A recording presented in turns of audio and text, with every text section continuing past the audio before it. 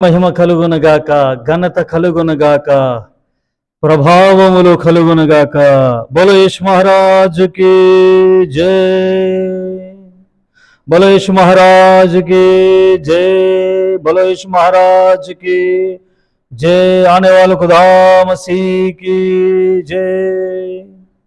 మన యేసు స్వామికి జై, మన యేసు స్వామికి జై. స్తోత్రం స్తోత్రం స్తోత్రం స్తోత్రం స్తోత్రం. ప్రియులారా, ప్రభు మనకు అనుగ్రహించిన ఈ నూతన దినాన్ని బట్టి ప్రభును మనసారా స్తోత్రం చెబుదామని మనసారా మనసారా మనసారా మనసారా స్తోత్రం స్తోత్రం స్తోత్రం స్తోత్రం స్తోత్రం. నన్ను విడువక ఎడబాయక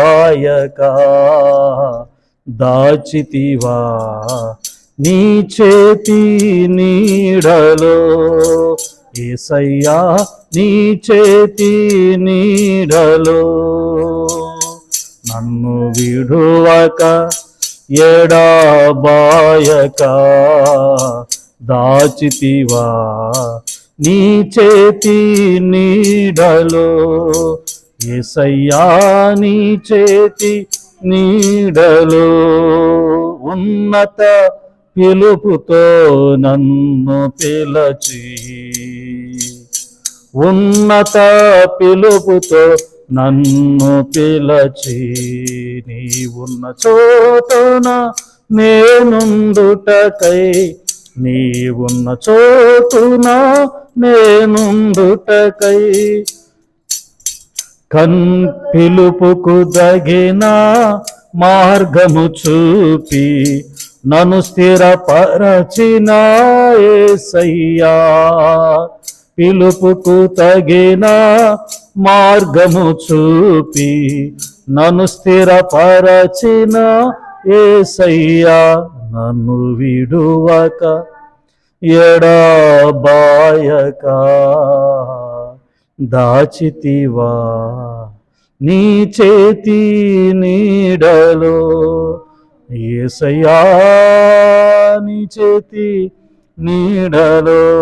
స్తోత్రం స్తోత్రం. దేవుడు మనకు ప్రసాదించిన ఈ నూతన దినాన్ని బట్టి మనసారా ప్రభుకు స్తోత్రం చెబుదామండి. రెండు చేతులు ఎత్తి స్తోత్రం చెప్పాలందరూ. స్తోత్రం స్తోత్రం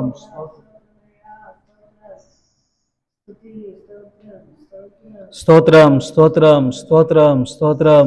మరి ఈ రోజంతా ప్రయాణం చేస్తున్న ప్రియులను బట్టి, ఉద్యోగాలకు వెళ్తున్న వారిని బట్టి, మరి ప్రాముఖ్యంగా పెళ్లి రోజులు, పుట్టినరోజు జరుపుకుంటున్న నా దేవుని ప్రియులందరినీ, అలాగే సమస్యల్లో, పరిస్థితులు బాగాలేవు కదంటే సమస్యల్లో ఉంటున్న ప్రతి ఒక్కరిని నన్ను నా ప్రభు విడిపించి కాపాడి రక్షించినట్టుగా అనారోగ్యంగా ఉంటున్న వారిని నా ప్రభు హస్తము, గాయపడిన హస్తము తాకునుగాక, ముట్టునుగాక, సంపూర్ణ ఆరోగ్యము ప్రసాదించునుగాక. యేసు రక్తము ప్రతి డాగున మచ్చను తుడిచివేయను. మరి మారు మనసు లేని వారికి నా ప్రభు ఈ వాక్యం ద్వారా మారు మనసు వారికి కలుగునుగాక. నా ప్రభు వారిని కడుగునుగాక.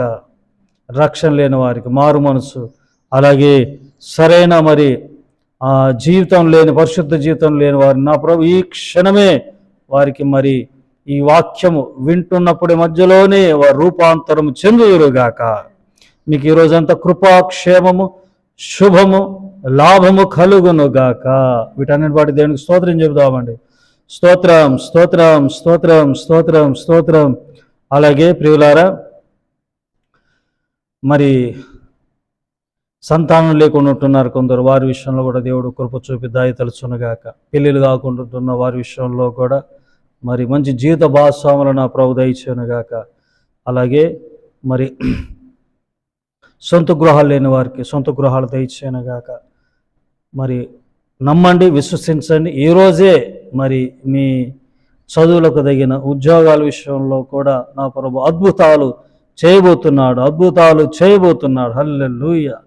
అలాగే మరి దేశాన్ని బట్టి, మంత్రులను బట్టి, ప్రధానమంత్రిని బట్టి, మన నాయకులను బట్టి, పాలకులను బట్టి, పరిచర్య చేస్తున్నట్టు ప్రతి సేవకును బట్టి, దేశంలో జరుగుతున్న సాంఘిక సేవను బట్టి, అలాగే దేశాల మధ్యలో మరి జరుగుతున్న యుద్ధాల ద్వారా అనేక నష్టాలు, అనేకమైన ప్రాణ నష్టాలు జరుగుతూ ఉన్నది.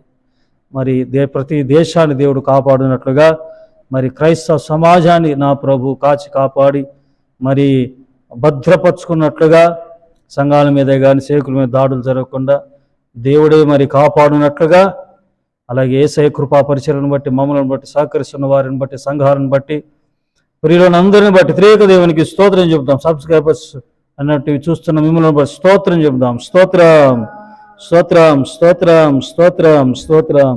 ఆమేన్, ఆమేన్. హల్లెలూయా. మన ప్రభువును రక్షకుడైన యేసుక్రీస్తు నామమున మీకు వందనాలు చేస్తూ, సర్వఘనత మహిమా ప్రభావం యేసయ్యకే కలుగునుగాక. ప్రియులారా, వాక్యంలోనికి వెళ్దామండి. వాక్యానికి వెళ్ళే ముందు మీ ప్రార్థన మనవులే కానీ, అలాగే మీ ఆర్థిక సహకారం అందించాలనుకునే నడిపింపు ఉంటున్నవారు తప్పకుండా మరి మీరు సహకరించగలరండి.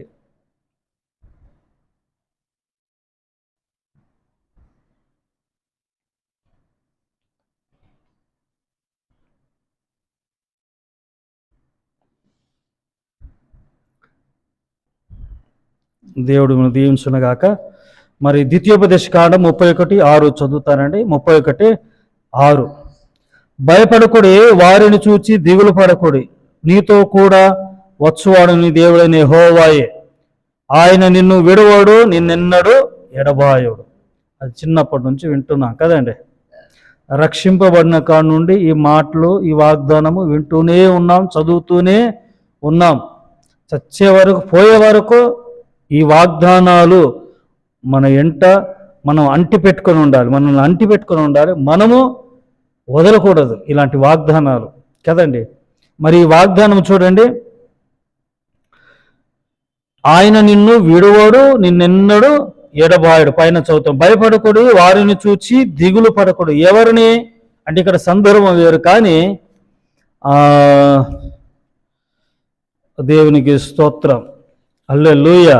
ద్వితీయోపదేశ మన యోహాను సువార్తలకు వద్దాము. ఒకసారి చూడండి, యోహాను సువార్త.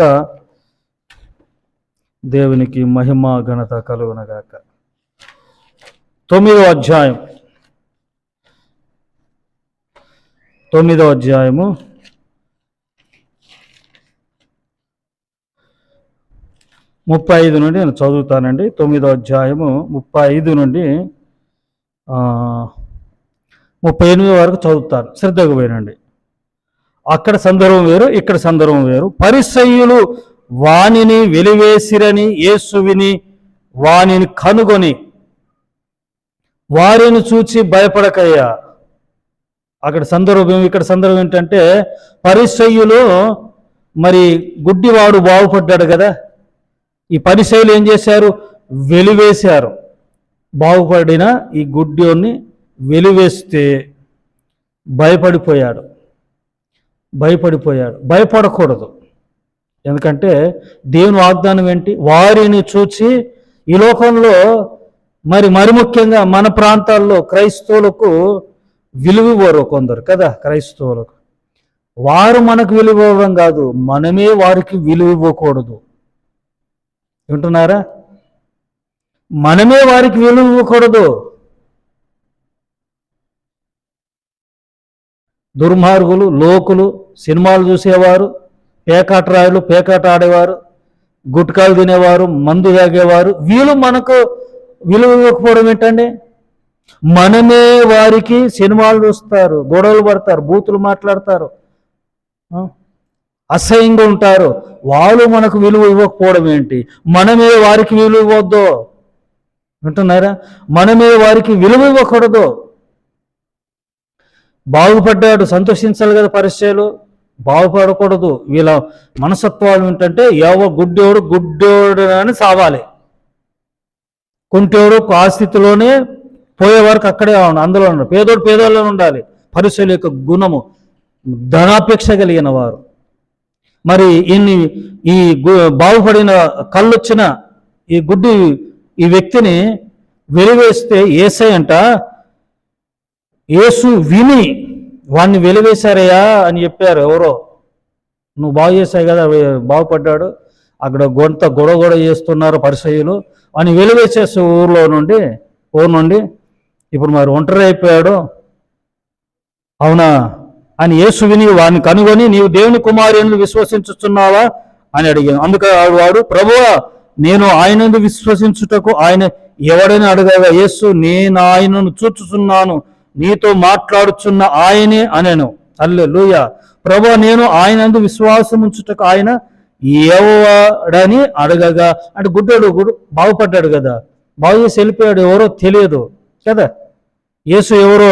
అందుకు వాడు, ప్రభువా నేను ఆయనందు విశ్వాసం ఉంచుటకు ఆయన ఎవడని అడగగా యేసు, నేను ఆయనను నీవు ఆయనను చూచుచున్నావు, నీతో మాట్లాడుచున్నవాడు ఆయనే అనేను. తెలియదు పాపం.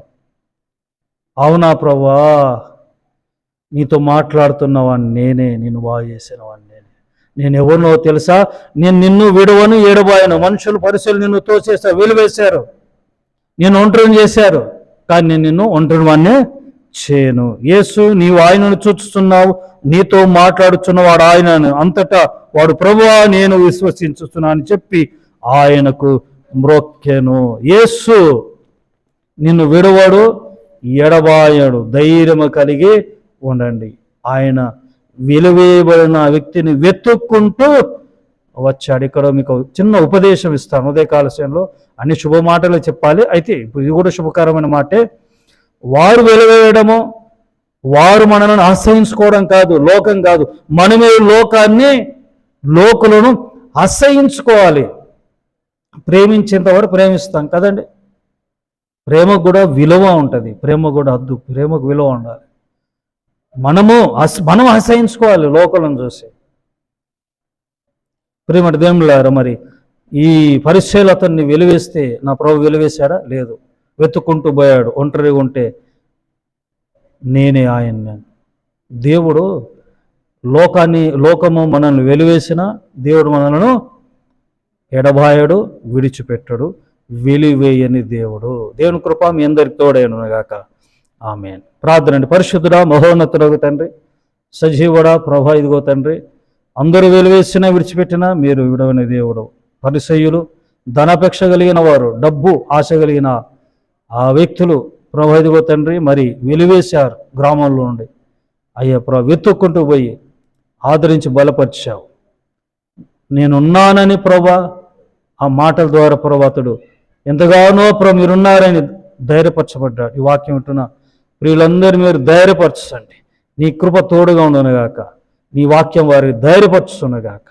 ఈరోజంతా నీ కృపలో మమ్మల్ని బలపరిచి మీ అడుగుజాడలు మమ్మల్ని నడిపించమని యేసు నామమున ప్రార్థించి వేడుకుంటున్నాను పరమ తండ్రి. ఆమేన్. త్రియేక దేవుని కృప, తండ్రి కుమార పరిశుద్ధాత్ముడు సదా మీ అందరికీ తోడైండునుగాక. ఆమేన్. ఆమేన్. God bless you all. May God bless our India. Praise the lord.